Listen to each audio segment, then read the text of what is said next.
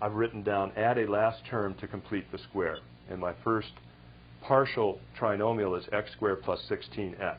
So I want to know what am I going to add here on the end so that this becomes a perfect square trinomial. Well, I take half of this number, half of 16 is 8, and square it. That gives me 64. Now, x squared plus 16x plus 64 is the binomial x plus 8 quantity squared. So if my leading coefficient is 1, and I want this to be a perfect square trinomial, I look to the coefficient of the middle term. If I take half of it and square the result, I get this number right here to add on, and that makes this a perfect square trinomial.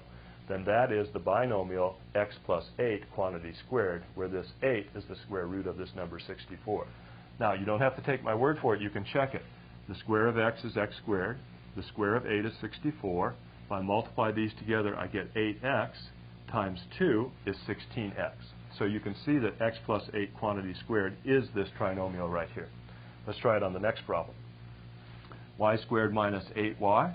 I go to the coefficient of the middle term. It's 8. I take half of that. That's 4. Square it, and I get 16. So if I add 16 on here, I know I've got a perfect square trinomial, which factors into y minus 4 quantity squared. So first of all, I have to have a leading coefficient of 1. If that's the case, I go to the coefficient of the middle term. I take half of it, in this case that's 4, square it, getting 16, and that gives me a perfect square trinomial, which I know will factor like this. Okay, let's look at one last one to do right here. X squared plus 7x, where I get a number that's not divisible by 2 evenly. It still can be written as a perfect square trinomial. First of all, the leading coefficient is 1, so I move to the coefficient of the middle term. Half of 7 is 7 halves. It's just that easy. The square of which is 49 fourths. So if I add on here 49 fourths, I know I'm going to have a perfect square trinomial. What does it factor into? It factors, as all the rest of them have, into x plus not 49 fourths, but 7 halves. So x plus 7 halves quantity squared is this number right here. Now, let's just check that real quick and see. The square of x is x squared. The square of 7 halves is 49 fourths. If I multiply these two together, I get 7 halves x. Double that, I get 2 times 7 halves x, which is 7x. So I get the correct middle term. So if I square this binomial right here, I do in fact get this trinomial. But these are the hardest ones to work with when this number, this coefficient of x right here is not an even number. It's not divisible evenly by 2. But notice that you can still complete the square on that polynomial. Okay, let's go now to a quadratic equation and see if we can apply this principle to solve it. I have x squared minus 6x equals 16. Well, I want to solve this for x. And I'm going to do it by completing the square. So what I'm going to do is write this as x squared minus 6x. And then I'm going to leave myself some room right here equals 16. Now, I want to complete the square on the left side. So I want to add an appropriate term right here so that this left side becomes a perfect square trinomial. So what I'm going to add, first of all, I notice that that coefficient is 1, so I move to this term. Half of 6 is 3, the square of which is 9. So I'm going to add 9 onto the left side of this equation. The addition property of equality tells me I must do the same thing to the other side, or I'll change the solution to the equation. Now, the left side is the binomial x minus 3 quantity squared, and the right side is the perfect square 25. So look what I've done. I've taken this quadratic equation right here, added the appropriate term onto it to turn the left side of it into a perfect square trinomial.